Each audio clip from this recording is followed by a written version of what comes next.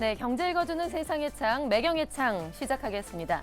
반감기 임박과 현물 ETF 승인 기대감으로 비트코인의 상승세가 이어지고 있습니다. 다른 가상자산의 가치도 급상승하면서 가상자산 투자와 거래량도 함께 늘고 있는데요. 반면에 가상자산 투자자 보호책이 미흡하다라는 목소리와 함께 금융당국은 가상자산 거래에 대해서 규제 강화 움직임을 보이고 있습니다. 이런 가운데 부산시에서는 블록체인 디지털 가상자산 거래소 설립을 본격화하고 있습니다. 국내 가상자산 거래소의 현황을 짚어보고 가상자산 거래의 건전화를 위한 제도적인 방안도 함께 살펴보겠습니다. 지금 바로 시작합니다. 비트코인 상승세에 가상자산 거래량이 폭증하면서 국내 가상자산 거래소에 대한 관심이 늘고 있다. 국내 가상자산 거래소는 편리성과 안전성이 뛰어나고 글로벌 거래소에 버금가는 거래량을 보이고 있다. 또 최근 거래소들이 수수료 인하 경쟁을 펼치는 등 가상자산 상승장에서 투자자를 유인하기 위해 힘을 쏟고 있다. 업비트와 빗썸 등 국내 가상자산 거래소의 현황과 특징을 집중적으로 짚어본다. 네, 오늘 함께해 주실 세 분의 최고 전문가 소개해드리겠습니다. 강성우 한국핀테크학회 부회장, 권혁준 순천향대 경제금융학과 교수, 서병윤 빗썸경제연구소장 나오셨습니다. 어서 오세요. 네, 강성우 부회장입니다. 네, 안녕하세요. 자, 회장님. 네. 지금 4차 반감기가 임박해 오고 있어요. 그리고 바로 시장에 그렇습니다. 뭐 여러 가지 이제 호재들도 잠재돼 있고요.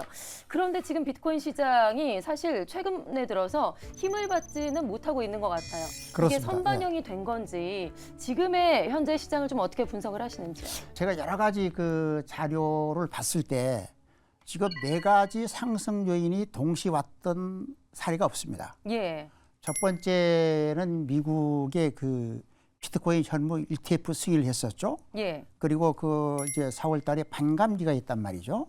그리고 세 번째 부분인 경우에는 금리 인하가 나왔어요.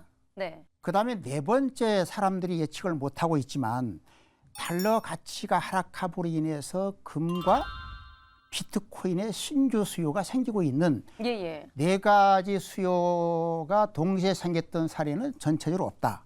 따라서 지금은 비록 조정기를 거치고 있지만 이번에 반감기가 옴으로 인해서 본격적으로 상승, 반전할 것이다. 네. 로 봅니다. 왜 그러냐면 반감기가 왔을 때에 최저 6개월 이상 지나면서 한 1년 정도는 계속 상승세가 있었던 점을 감안을 할 때 네 가지 복합적 요인의 종합적으로 왔던 사례는 처음임을 감안을 해서 이번 반감기를 기점으로 상승으로 반전할 것이다. 그렇게 보고 있습니다. 네. 교수님께서는 어떻게 좀 예상을 하세요?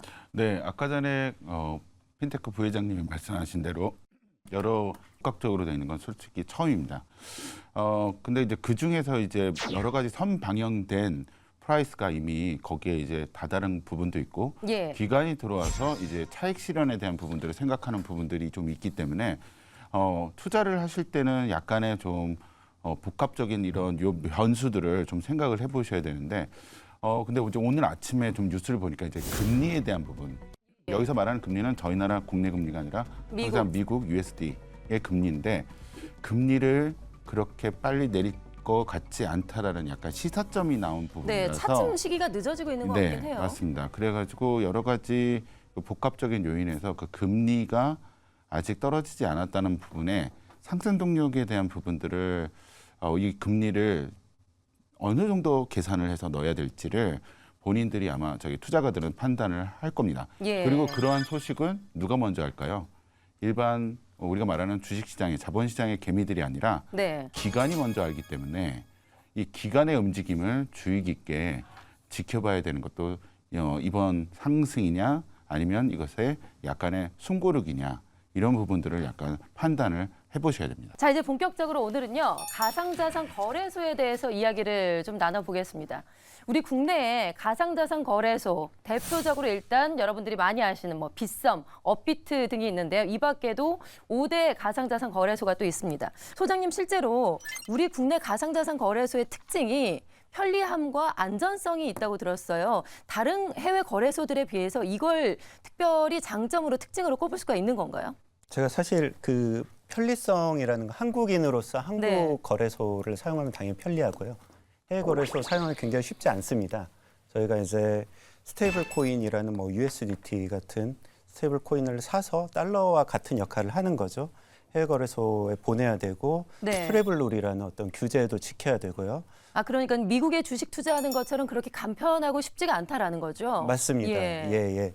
또한 그 안정성 측면에서 FTX도 한때 전 세계 2위, 3위를 하는 거래소였는데 파산을 했고 나중에 파산 후에 보니까 전혀 내부 통제가 지켜지지 않았다라는 거였거든요. 예. 국내 투자자들이 금융당국에 대해서 너무 강한 규제를 하는 게 아니냐라는 불만도 많지만 저희는 2017년, 18년 당시에 가상자산 시장에 대해서 그리고 거래소에 대해서 상당히 정치한 규제들을 도입을 했었습니다. 은행을 통한 실명 계좌를 확보하고 또한 그 고객 예치금을 분리 보관하고 이런 그 고객의 거래 내역을 또 개개인별로 기록을 할 수 있게 해놓고 이런 부분들이 오히려 해외 거래소 FTX와 같은 거래소에 문제가 터졌을 때 국내 거래소의 안전성이 각광을 다시 한번 주목을 받은 적이 있고요. 네네. 또 하나 말씀드리면 국내 거래소 수수료가 해외 거래소 대비해서도 굉장히 저렴한 편입니다. 전 세계 1위 거래소인 바이낸스가 0.1% 정도에서부터 이제 거래량에 따라서 조금씩 낮아지고요. 코인베이스는 0.6%까지도 받더라고요. 예. 근데 이제 업비트가 지금 0.05%, 빗썸이 0.04%, 나머지 코인원과 코팍스가 0.2% 수준이고요.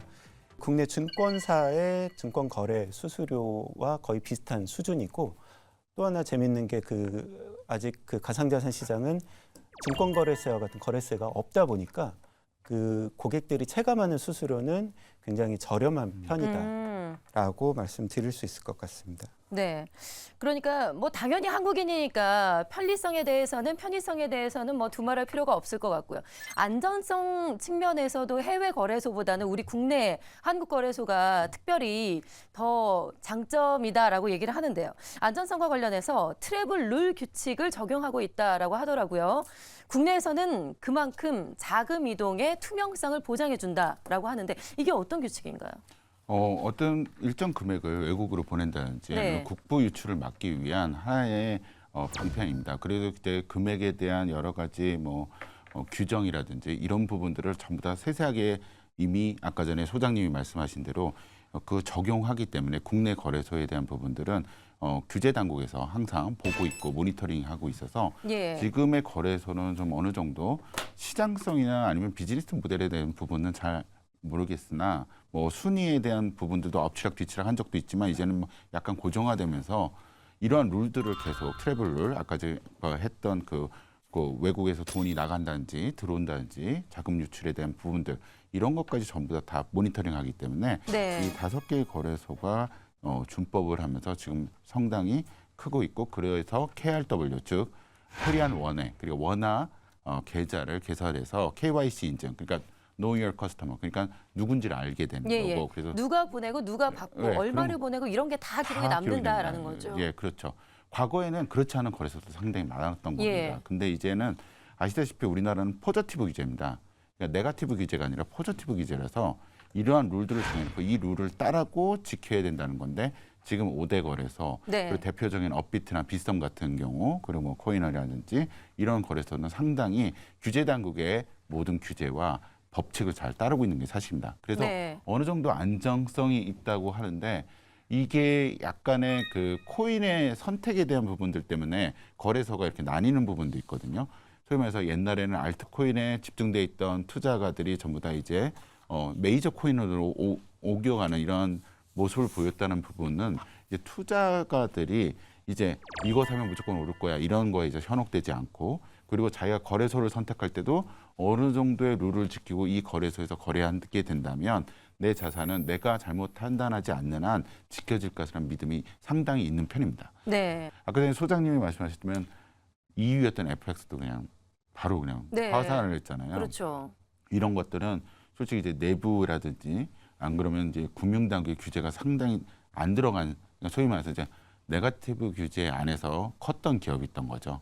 근데 지금 거래소들은 금융당국의 룰을 상당히 잘 따르고 있습니다. 그래서 어느 정도 안전하고요. 그리고 제가 알기로는 그 소장님 그 안에 있는 그 월렛도 전부 다 공개하시는 거죠? 그 전부 다 그 월렛들도 다 금융당국에서 보고 있죠. 아, 네네. 지금 말씀하신 게 아마 그 콜드 월렛에 이제 분리 보관하고 핫 월렛에 이제 그 입출금을 신속하게 하기 위해서 이제 인터넷과 연결된 걸 핫 월렛이라고 하는데 이런 부분들을 이미 이제 금융위원회 가상자산 검사과라는 조직이 생겨서 기존 금융기관과 마찬가지로 검사 대상입니다.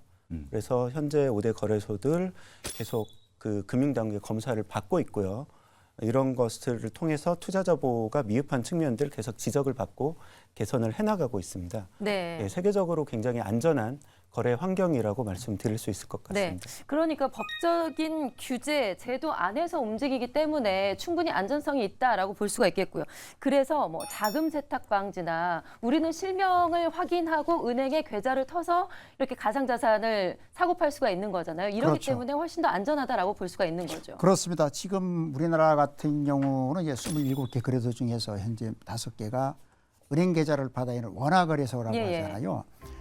그 원화거래소를 포함해서 이제 27개 거래소 모두 특정 금융정보법 2조 1랑 하항에 의해 가지고 시중은행과 똑같은 금융회사 등에 포함이 되어 있습니다. 네. 그럼 금융회사 등에 포함된 거래소는 오히려 시중은행보다도 더 까다로운 기준을 적용을 해서 지속적으로 그 결과를 점검을 받고 있다. 구체적으로 따지면은 고객 확인이라든지 아니면 이상거래라든지 고객 현금과 같은 부분에 대해서 당국의 점검을 받고 문제가 있으면은 아주 엄격하게 처벌을 받고 있거든요.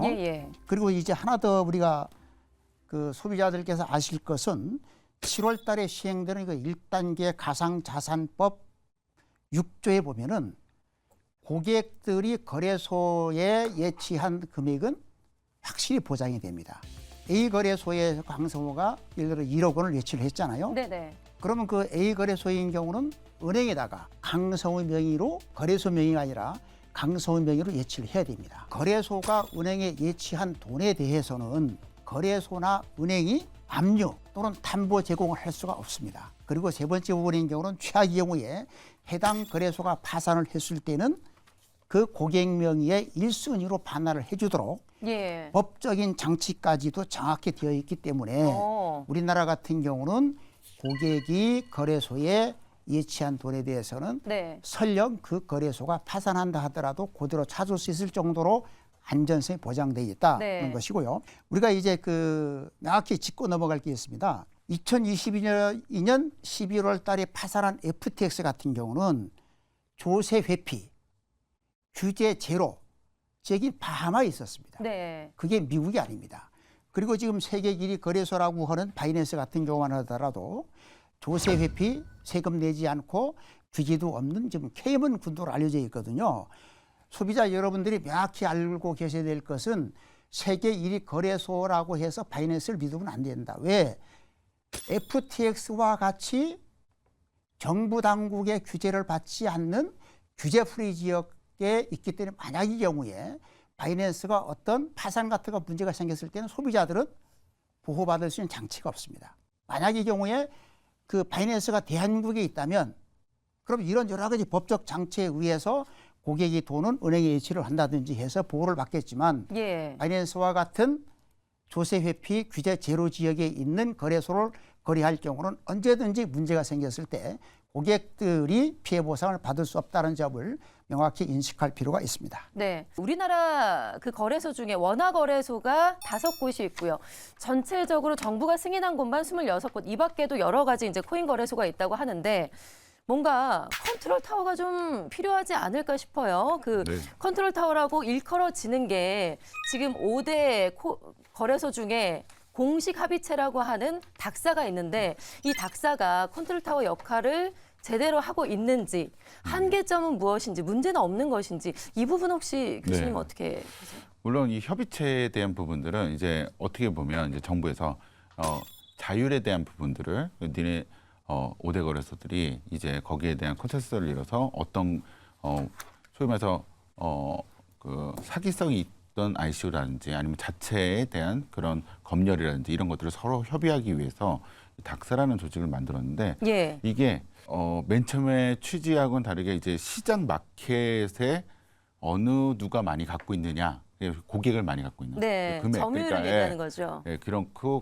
금액, 거래량 뭐 이런 예. 것들로 약간 그 안에서도 약간 저도 들은 얘기인데 카더라인데 뭐 순위가 매겨진다고 네. 하더라고요. 아무래도 그럴 수도 있겠죠. 목소리가 클 수 있겠죠. 예, 목소리가 커가지고 그래서 이제 한 번 무슨 일이 있었냐면 그 위메이드라고 위믹스라는 네. 토큰이 있었는데 그 이제 닥스에서 이제 상패 얘기가 있었는데 거기에 회원이었던 코인원이라는 회사는 다시 재상장을 네. 하게 됐고 당시에 위믹스 코인이 상장 네. 폐지가 결정이 됐다가 예, 그렇죠. 한 2달 후에 코인원에서 재상장을 네. 했어요. 그러니까 이제 이런 협의체에 대한 부분들의 이제 헤게모니 또는 자기네들의 이제 어떠한 이익 관련해 가지고 예. 이제 거래소들도 그렇게 화합을 하거나 아니면 어떤 컨트롤 타워가 네. 있지는 않은 거죠. 예. 어떻게 보면 이제 블록체인 이념하고 똑같은 건가요? 그러니까 소위 말해서 컨트롤 타워가 없는 게 이제 블록체인인데 네.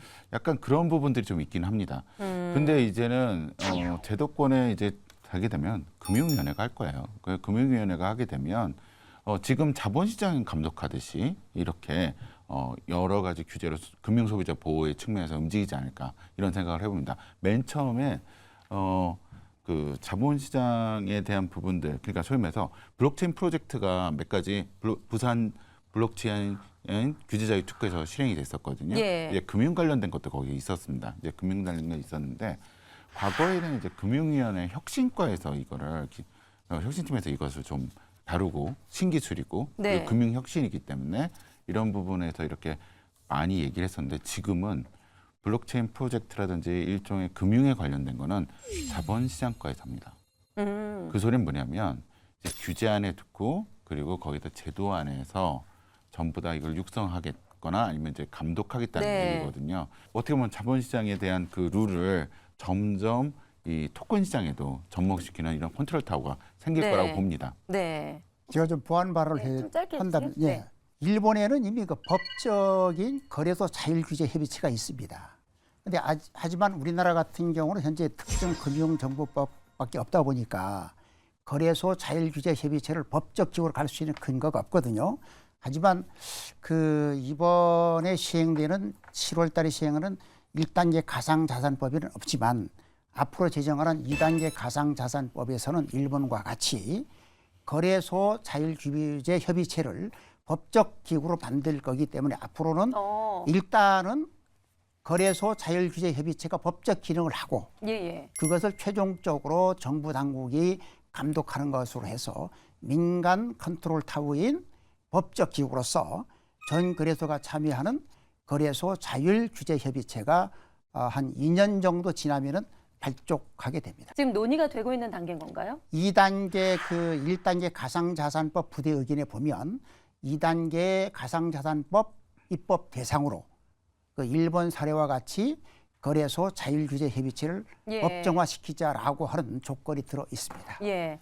자, 그리고 코인 거래 많이 하시는 분들은 아마 다들 들어보셨을 텐데 김치 프리미엄. 네. 김치 프리미엄이 이제 문제점으로 지적이 되고 있습니다. 사실 해외에서 우리가 비트코인 하나를 사는 것보다 우리나라에서 사는 게 한 10%, 최근에 한 7%까지 떨어졌더라고요. 이 정도 더 비싸다라고 하는데 왜 그러는지도 궁금하고요. 이거에 대한 문제점은 좀 어떻게 보시는지요, 소장님? 김치 프리미엄 코인 투자하시는 분들 많이 들어보셨을 텐데요. 예. 이제 언론에서는 이제 김치 프리미엄이 국내 투자자들이 워낙에 그 가상자산을 좋아하고 투기적 성격이 강한 국내 시장 때문에 국내에서 좀 비싸게 산다. 이게 이제 일반적으로 알려진 얘기인데 예. 결론부터 말씀드리자면 이제 그렇지 않다고 보고요.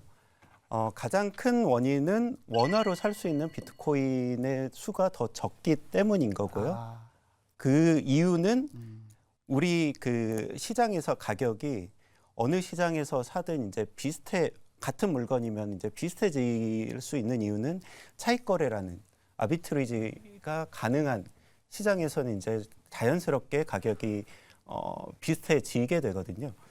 그렇다면은 그 앵커님도 비트코인이 국내에서 해외보다 10% 비싸니까 해외에서 사서 국내에 팔면은 10%를 내가 먹을 수 있겠구나라는 생각을 하시잖아요. 네. 네. 근데 이게 막혀 있습니다.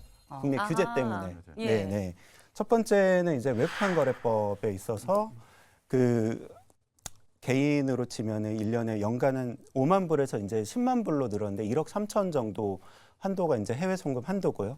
그 이상한 어떤 특정한 목적이 있어야 되는데 당연히 내가 비트코인을 사기 위해서 송금을 할 게는 이거는 안 될 겁니다.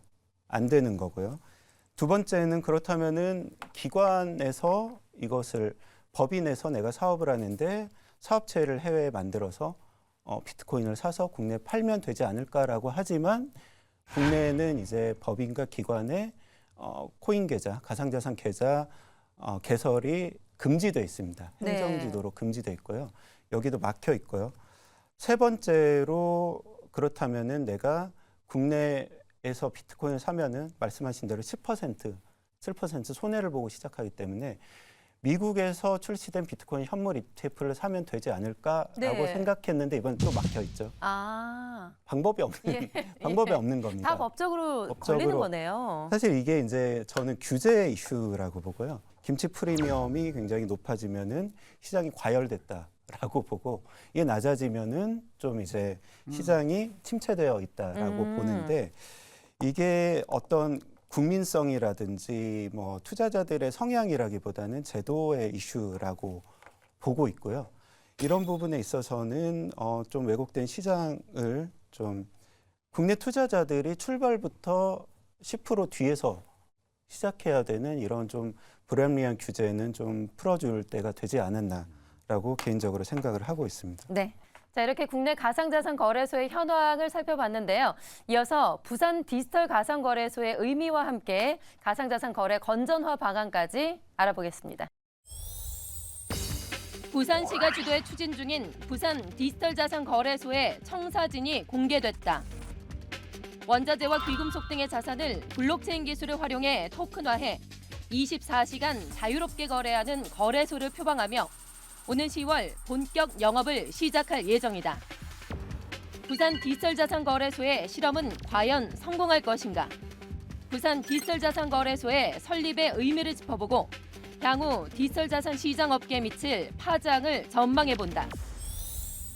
네, 앞서 말씀드린 것처럼 부산 디지털 자산 거래소가 이제 곧 출범을 합니다. 4월에 법인을 설립하고 10월부터 거래소를 운영하겠다라는 계획을 밝혔는데요.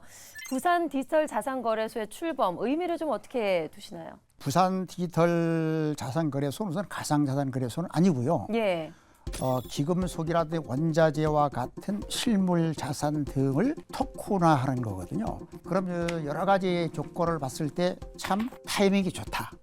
왜 그러냐면 전 세계적인 트렌드가 실물 자산을 토큰화시키는 것이 아주 지금 시기적으로 핵심 트렌드고요. 그리고 두 번째는 참 아주 시기가 좋은 것이 부산시의 금융 국제 그 센터 지수가 27입니다. 예. 최근에.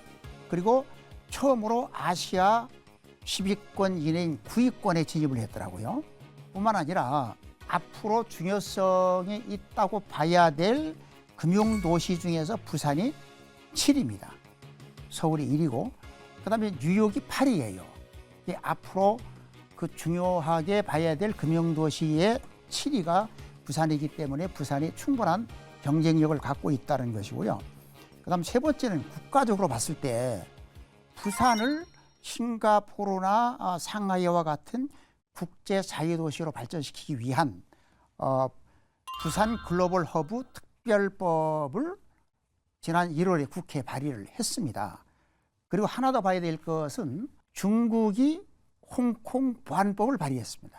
그래서 홍콩에 있는 대다수 기업들이나 국민들이 홍콩 엑소더스 탈출하고 있거든요. 예. 그럼 그 시장을 상당한 부분 흡수를 할 수 있기 때문에 여러 가지 여건으로 봤을 때에 귀금속과 같은 실물 자산을 토큰화하는 디지털 자산 거래소는 국가적으로나 부산으로 봐서 의미 있는 출범을 했다. 네. 그렇게 볼 수가 있습니다.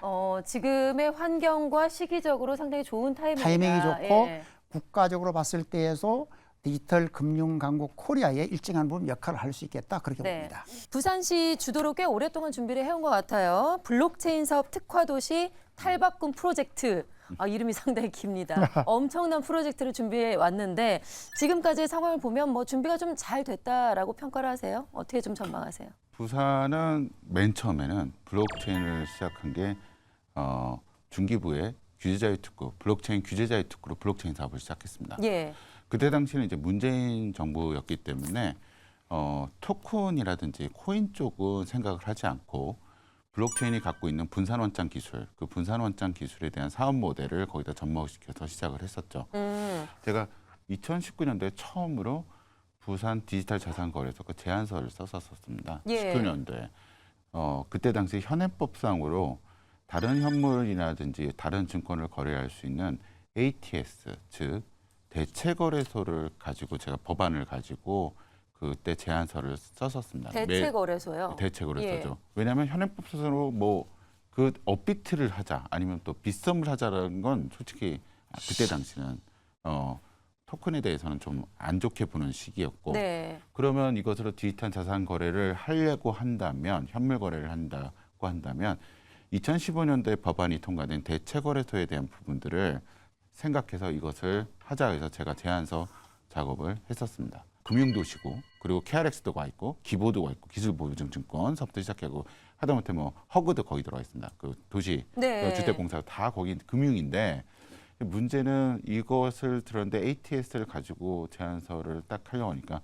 여론이 너무 안 좋은 거예요. 부산 그때 당시는 왜냐하면 부산이 KRX를 유치해가지고 KRX에서 발생하는 걸로 이제 소위 말해서 세금을 지방세를 걷고 있는데 대체거래소를 하나 더 세워가지고 경쟁 구도를 만들자고 그래서 그때 저는 제안서 쓰고선 완전히 제가 한때는 부산 이거를 해야 되나 말아야 되나 이렇게 됐었죠. 근데 지금 말씀하시는 디지털 자산 아까 전에 뭐 어떤 것도 토큰화될 수 있는 세상에 대한 부분을 접목할 수 있을 때는 그때 당시 법은 ATS법밖에 없었거든요. 자산 대체거래소. 그래서 제가 그때 그거를 아이디어를 해가지고 했는데 지금은 이제 우여곡절이 되게 많았어요. 그리고 나서 제가 거기에서 거버넌스를 다 만들었었는데 이 거버넌스를 누가 가져가느냐가 이 디지털 거래소 내지 대체거래소는 이 거버넌스를 누가 가져나가느냐에 따라서 여러 가지가 바뀝니다. 여기는 감시 감독도 들어가고요. 거버넌스는 그리고 또 상장에 대한 부분도 들어가고요. KRX도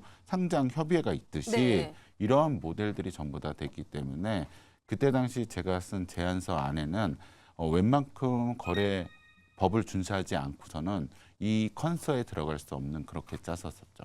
이런 것들이 이제 점점 이제 발전을 하면서 여러 가지 블록체인 특구의 분산원장 기술은 다 뭐 DID 신원 증명이라든지 이런 것들 다 했거든요. 이제 그러면 바로 부산시에 알맞는 금융을 하자. 그래서 이제 나온 게 바로 디지털 금융인데 이 자산거래소인데 이제는 부산시가 딱 태도를 바꿔서 이거는 그때 당시에는 이제 거버넌스를 부산시가 좀 하려고 했는데 이거는 태도가 민간 영역한테 해가지고 결국 민간업자가 선정이 됐잖아요. 100% 민간 투자라면서요? 네, 맞습니다. 부산은 거기에 대한 인프라라든지 여러 가지를 서포트하는 이런 입장이 되는 겁니다.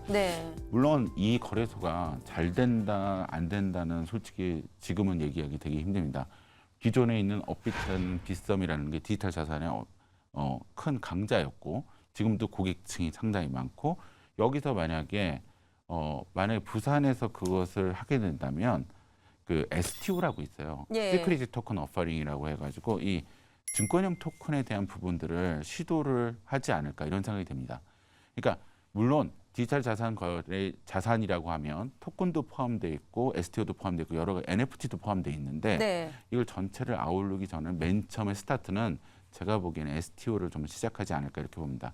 왜냐하면 이제 STO는 이제 증권형 토큰이라고 해서 어떠한 자산을 가지고 이제 토큰화이즈하는 거거든요. 이런 부분들이 되면 토큰이 발행돼서 활성화가 되고 이로인 동력을 얻어서 이렇게 되지 않을까. 근데 문제는 부산시뿐만 아니라 다른 지자체들도 준비하고 있다는 겁니다.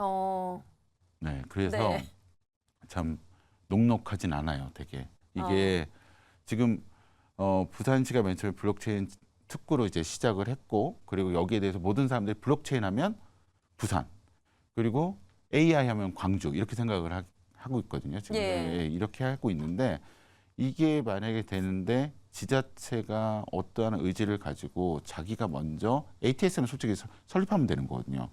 그래서 만약에 이걸 설립하게 되면 누가 먼저 치고 나갈 수가 있거든요. 네. 이런 부분들에 대해서 많이 생각을 해야 됩니다. 금융의 도시 맞습니다. 그러려면 빨리 시작을 해야죠. 네. 그런데 지금 보면은 지금 단계별로 빨리 진행됐어야 되는 부분들이 솔직히 좀 약간 더딘 건 사실이에요. 그래서 이런 부분들이 해결돼야 좀 더 빨리 되지 않을까. 그리고 빨리 헤게모니를 가져가지 않을까. 부산시 하면 금융, 부산, 블록체인, 부산 이렇게 얘기하겠죠. 네. 네, 그렇게 생각이 듭니다. 그러니까 부산 디지털 자산거래소 설립까지 일조를 하신 두 분이 여기 또 이 자리에 이렇게 계시는 거네요. 네. 네. 그런데 이번에 부산 디지털 거래소 같은 경우는 독특한 사업 모델이라고 해요. 앞서서도 뭐 잠깐 말씀을 해주셨는데, 그러니까 코인도 거래가 안 되고 NFT도 거래가 안 되고, 먼저 귀금속과 원자재 같은 실물 자산을 기초적으로 하고 문화 콘텐츠 같은 토큰화해서 거래를 중개하는 지금 그런 모델을 중심으로 만들고 있다라고 들었어요. 관련해서 이제 현재까지 익숙치 않기 때문에 굉장히 낯설고 성공할 네. 수 있을까라는 의구심이 드는 게 사실인데요.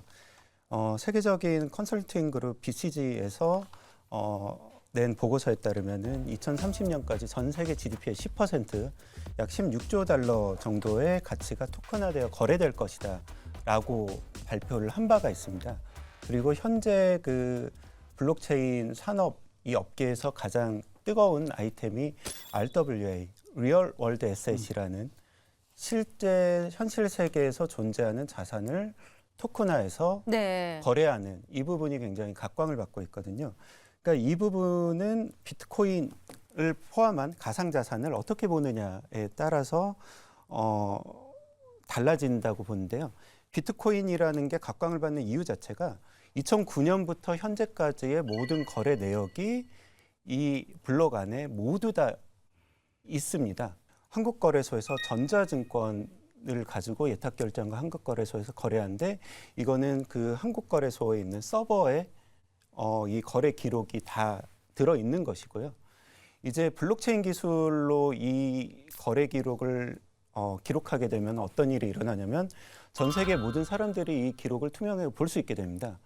전 세계에서 이 기록에 대해서 100% 신뢰할 수 있는 이런 시장이 열리는 것이죠.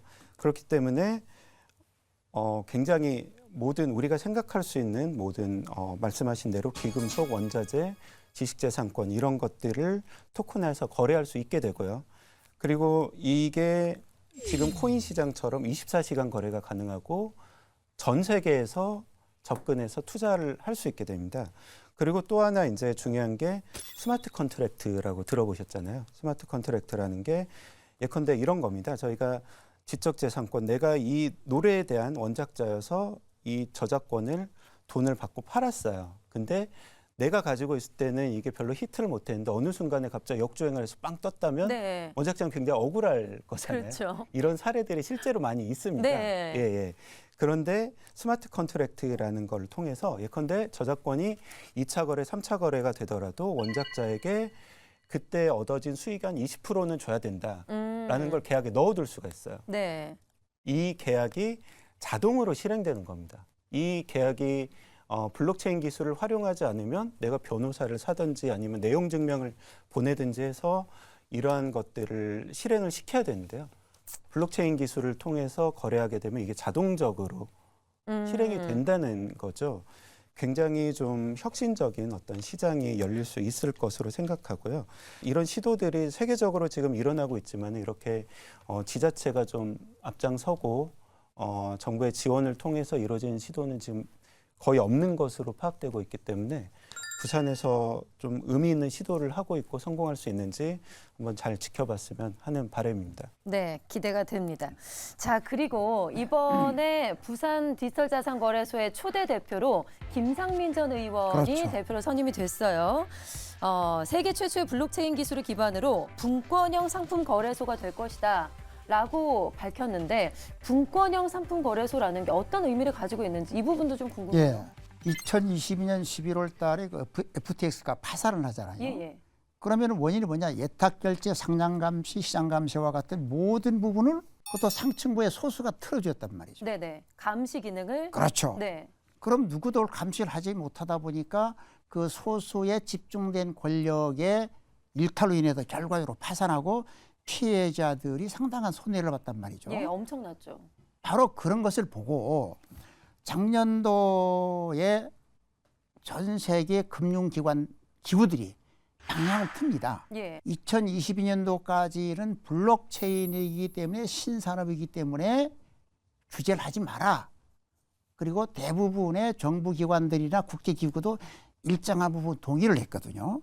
근데 2022년도에 5월 달에 테라루나 대폭락, 11월 달에 그 FTX 파산하는 것을 보고 안 되겠다 그래서 작년도에 보면 국제통화기금 그리고 세계금융안정위원회, 국제증권관리감독기구가 공동으로 전 세계 가상자산법 기준 권고안을 발표를 합니다. 네. 거기 나와 있는 가장 큰 핵심적인 방향은 뭐냐?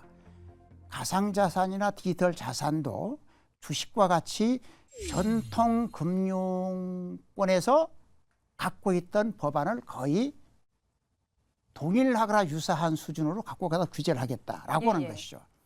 그러면 지금 이번에 부산 디지털 자산 거래소가 갖고 있는 분권형 거래소는 아까 말씀드렸던 것처럼 예탁 결제나 상장 평가라든지 시장 감시와 같은 것을 국제기구가 이미 법안 권고안을 만들었던 시대 흐름에 맞는 겁니다. 네네. 지극히 당연히 그렇게 가야 된다라고 하는 것이고요. 이게 시대 흐름에 맞는 것이다. 다만 고민을 할 부분은 최종 총괄 CEO가 전부 다 법인이 다르잖아요.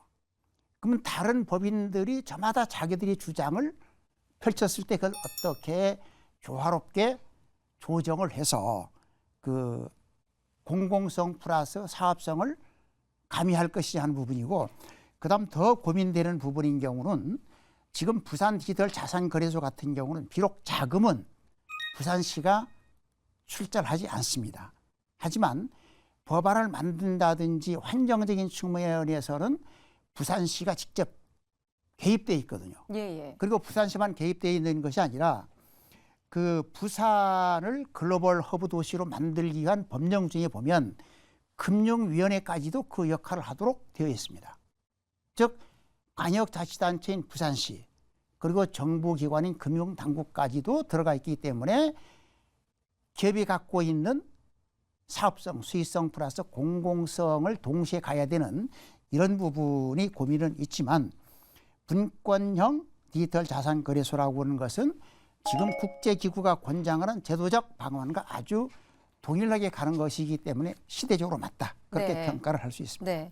그러니까 독점 권한을 가지면 문제가 발생할 수 있기 때문에 이걸 나눠서 그렇죠. 분권형으로 권한을 나눠주겠다. 나눠주는데 그것도 네. 이미 부산에서만 하는 것이 아니라 국제금융감독기구들이 권고한 법안 초안에도 그런 예. 형태로 나와 있기 때문에 국제적 트렌드에도 맞다. 그렇습니다. 네, 알겠습니다. 자, 그리고 이번에 김상민 초대 대표가 투자자 보호법과 관련해서도 앞으로 투자자 보호에 주의하겠다, 주력하겠다라고 이야기를 했습니다. 가상자산에 대해서 명확한 기준과 가이드라인이 지금은 상당히 좀 부족한 상황이다라고 했는데, 오는 7월부터죠. 7월 19일부터 이제 가상자산 이용자 보호법이 시행이 됩니다. 이 그렇습니다. 법의 주요 골자 내용이 좀 궁금한데요. 우리나라 같은 경우는 아시는 것처럼 2016년도부터 1차 불장이 왔거든요. 그리고 그다음에 2차 불장이 오고 그랬는데 그 사이에 많은 국민들이 코인 피해를 봅니다. 그래서 2017년도 12월 13일 날 국무조정실이 조속한 시일 내에 관련 법을 제정을 해서 국민들이 코인 피해를 보지 않도록 하겠다라고 발표를 했지만 이 부분을 이제 정부가 방치를 했습니다. 다행스럽게도 지난 2022년 대통령 선거 당시 국민의힘과 민주당 모두 투자자 보호에 중점을 둔 관련 법을 만들겠다고 공약을 했습니다. 예. 그럼 이번에 오는 7월부터 시행하는 법인 경우는 2022년도에 대통령 선거 당시 양당이 공약했던 부분을 이행하는 차원으로 봐야 됩니다. 그런데 한 가지 좀 고민이 있는 것은 여러 가지 법안을 만들려고 보니까 너무 법안이 방대해지는 거예요. 한 번에 법안을 만들다 보면은 투자자 보호가 상당히 어렵기 때문에 이번 7월 달부터 시행하는 법안인 경우는 투자자 보호에 중점을 둔 1단계 가상자산법이라고 네. 용어 정리를 합니다. 핵심적인 내용은 뭐냐면 첫 번째는 고객들의 예치한 돈을 거래소가 직접 관리하는 것이 아니라 고객의 명의로 은행에 예치를 하도록 한다든지 아니면 그동안 거래소가 갖고 있었던 문제 중에 하나가 뭐냐면 임의로 입출금을 차단을 하도록 했었는데 임의 입출금 차단 금지와 같은 이용자 보호 이것을 어겼을 때는 1억 이하의 과태료를 부과할 정도로 강한 규정을 둡니다. 그리고 두 번째 부분인 경우에는 테라루나 사건에서도 문제가 되고 있지만 국내 거래소에 그동안 만연했었던 시세 조정, 미공개 정보 이용과 같은 불공정 거래 행위를 주식과 같은 수준으로 금지. 그리고 최악의 경우에는 그 죄질이 상당히 과할 경우는 무기징역까지도 처할 수 있도록 그리고 두 번째는 그 벌금을 피해 금액의 3배에서 5배까지도 과할 수 있도록 함으로 인해서 주식과 같은 수준으로 투자자들을 보호하겠다라고 하는 것이 이번 7월 달부터 시행하고 있는 1단계 가상자산법의 내용입니다. 그럼 나머지 다른 부분들도 있거든요. 코인 발행이라든지 그다음 공시와 같은 부분인 경우는 22대 국회에서 2단계의 가상자산법으로 보완 입법을 해야 되는데 그것이 아마 전체적으로 지금 시점에서 최저 2년 6개월 정도의 입법 공백이 발생을 하면서 코인 발행과 같은 그런 걸로 인해서 아직까지도 국민 여러분들이 피해를 볼 소지가 있다 그렇습니다. 네, 그러니까요. 가상자산법 1단계만으로는 아직까지 좀 부족하고 보완해야 될 부분들이 상당히 좀 많을 것 같습니다. 그래서 가상자산법의 실효성에 대해서 의문을 가지시는 분들도 좀 많으신데 한마디로 거래소 자체에서 감시를 하는 것이 고양이에게 생선을 맡기는 격이 아니냐, 이게 과연 가능하겠냐 이렇게 얘기하시는 분들도 있어요. 어떻게 보면 이 감시는 여러 가지 견제라든지 그리고 또 여러 가지의 그 소위 말해서 권력이 배분돼 있을 때 서로 이제 견제를 하고 또 그리고 감시를 해야 되는 부분인데 이게 한 군데에서 모든 것이 이루어지게 된다면 이런 문제가 아무래도 과거에 좀 의심스러운 사례들 이런 것들이 이제 하게 되면 이제 소위 말해서 시장이 혼란이 오게 되는 거죠. 상장이라든지 또 거기에 대한 여러 가지 법적인 부분들 이런 것들이 솔직히 과거에는 좀 허술해서 금융 피해자들이 좀 나오기 시작했죠. 이런 부분들을 자꾸 이제 보완하려고 이런 생각을 갖고 있고 그리고 아까 전에 말씀하신 1단계 법이 시효된 다음에 뭐 2단계가 또 어떻게 바뀔지는 모르겠으나 저는 솔직히 좀 금융당국에 대한 감시가 어느 정도 관이 들어가야 된다고 생각을 합니다. 그러니까 아까 전에 지금 맥락을 같이 보면 처음부터 이제 얘기가 지금 자본시장하고 거의 똑같은 얘기를 하고 있잖아요. 주식시장, 닮아가고 있는 것 같아요. 그러면 주식시장에 대한 자본시장에 관한 법률에 준하여 여러 가지 규제라든지 여러 가지 상장에 대한 기준 이런 것들을 세울 수 있는 협의체 그리고 이런 전문가 의견 집단이 분명히 필요합니다. 이런 부분들이 이제 되게 되면 이제 거래소들과 또 같이 견제를 하게 되거나 그리고 여러 가지 민주적인 방법으로 또 결정을 할 수 있는 부분이 있거든요. 물론 해외에서 발행한 토큰에 대한 경우는 이미 여러 가지 지금 거래소들이 기준이 있습니다. 1년, 2년 동안 거래량을 본다든지 그리고 전체 그 비즈니스 모델이 실제로 쓰였는지 뭐 이런 부분들을 보는 경우가 있거든요. 이런 경우에 대한 부분들은 거래소가 이제 검열을 할 수 있으나 국내 상장에 대한 부분이 이제 법안이 만들게 된다면 이런 것들은 협의체 구성에 대한 부분들이 있고 관이 무조건 들어가야 된다고 생각을 듭니다. 근데 이제 이런 법안이 발표되면 또 무슨 변화가 일어날까요? 금융 소비자들은 어느 정도 그래도 이제 규제 안에 들어가고 제도권 안에 있으니까 내가 내 판단으로 투자하는 거에 대한 부분에서 소위 말해서 갑자기 눈 가리고 싹 없어지는 이런 경우는 없어질 거라는 생각이 좀 있겠죠. 주식시장과 마찬가지로 보호를 좀 받는다라고 생각이 들겠죠. 안전하다. 솔직히 그 ETF 승인이 돼서 비트코인이 올라갔다, 가격이 올라갔다라고 모두 즐거워한 반면에 모든 사람들이 또 다른 측면을 또 봤습니다. 그게 뭐냐면 SEC가 ETF 승인을 한다는 건 이제부터 코인 투자자를 나라에서 보호하겠다는 거구나. 규제를 강화하겠다. 이런 부분이기 때문에 자산에 편입을 시켰구나라는 부분이기 때문에 아까 전에 뭐 부회장님이 말씀하셨던 이 법안의 통과들이 결국 금융 소비자들한테는 선한 영향력이 될 거고 네. 그리고 또 한편으로는 이런 것들이 되게 되면 누가 들어올까요? 바로 기관들이 투자를 하겠죠. 왜냐하면 기관들 중에서는 수익을 내야 되는 자산운용사들이 있거든요. 네. 이런 부분들, 이런 부분들이 이제 들어오게 되면 이제 시장이 점점 어떻게 되면 시장이 좀 더 투명해지기도 하고 기관이 어떻게 움직이냐에 따라서 우리들이 판단을 할 수 네. 있는 거죠. 규모도 상당히 커지겠죠. 네, 그렇습니다. 예. 이런 부분들을 좀 긍정적으로 봐야 될 것 같습니다. 가상자산 투자자 보호를 위해서 가상자산 거래소에 대한 앞으로 금융당국의 움직임은 규제가 더 강화될 것으로 예상이 되는데 앞으로의 움직임들 좀 어떻게 전망하고 예상을 하시는지요? 정말 좋은 프로젝트.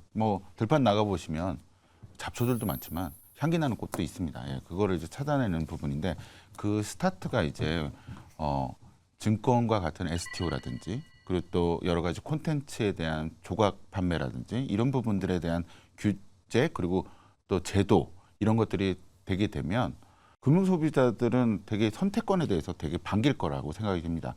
특히 증권 맨 처음에 이제 음원 조각 투자에 대한 부분을 이제 금융위원회가 이제 제재를 한 적이 있었거든요. 이런 것들이 조각 투자 결국 수익성을 바라보는 건 결국 주식성으로 본다는 약간 그런 사고가 있는데 요즘은 이제 많이 좀 바뀌어서 소위 말해서 STO 가이드라인, 그러니까 토크나이즈하는 가이드라인이 나오면서 이제는 누구나도 이제 토큰을 가지고 또는 수익을 볼 수 있다라는 그 개념에 대한 부분들은 이제는 다 갖고 있는 것 같습니다. 관계 당국은 엄청나게 공부를 많이 했고요.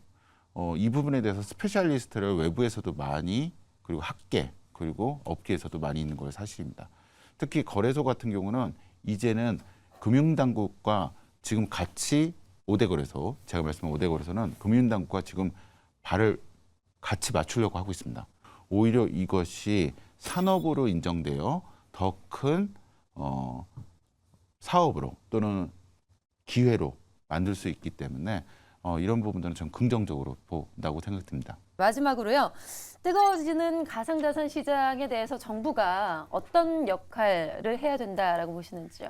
국제기구가 권고한 가상자산 관련 법안을 하루속히 그 입법을 하기를 바란다는 부분이 하나고 그리고 두 번째 부분인 경우는 이미 전 세계적으로 하나의 트렌드로 확정된 그 비트코인 현물 ETF 역시도 그 자본시장법에 반영을 해서 자본시장법적인 요소도 가상자산 시장에 하루속히 도입할 것을 좀 건의를 드립니다. 거래소뿐만이 아니라 저희가 웹 3.0이라고 하는 웹3 산업에 대해서 좀 끝으로 말씀을 드리고 싶은데요.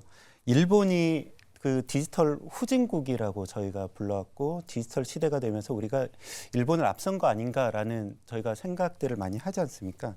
근데 일본에서 그 재작년에 총리산하 전담부서에서 웹3 산업 육성 방안 100서를 냈고요. 이미 작년에 가금결제법 개정에서 스테이블 코인 발행을 허용을 했고요. 작년에 보니까 그 일본의 대기업들이 우리나라 테헤란로에 있는 블록체인 기술 기업들을 돌아다니면서 인수 제안을 하고 다녔다 그래요. 제가 여러 군데에서 들었는데 지금 현재 이 웹3 산업 그리고 블록체인 산업, 가상자산 산업은 더 이상 어떤 기존의 이제 도박장과 같은 인식이 아니라 이미 새로운 시대의 먹거리가 됐고 이를 위해서 홍콩, 싱가포르, 일본, 미국, EU 등 전 세계가 그 새로운 먹거리를 선점하기 위해서 뛰고 있거든요. 이런 부분들을 좀 종합적으로 보면서 이용자 보호와 산업 진흥을 좀 균형 있게 살피는 입법 방향이 앞으로 이루어졌으면 좋겠다는 말씀 드리고 싶습니다. 네, 알겠습니다. 빠르게 변화하는 가상자산 시장과 가상자산 거래소에 대해서 오늘 뜨겁게 1시간 동안 이야기를 나눠봤습니다. 경제 읽어주는 세상의 창, 매경의 창 오늘은 여기까지입니다. 함께해 주신 세 분께 감사드리겠고요. 저희는 다음 주 이 시간에 어김없이 돌아오겠습니다. 함께해 주신 여러분 고맙습니다.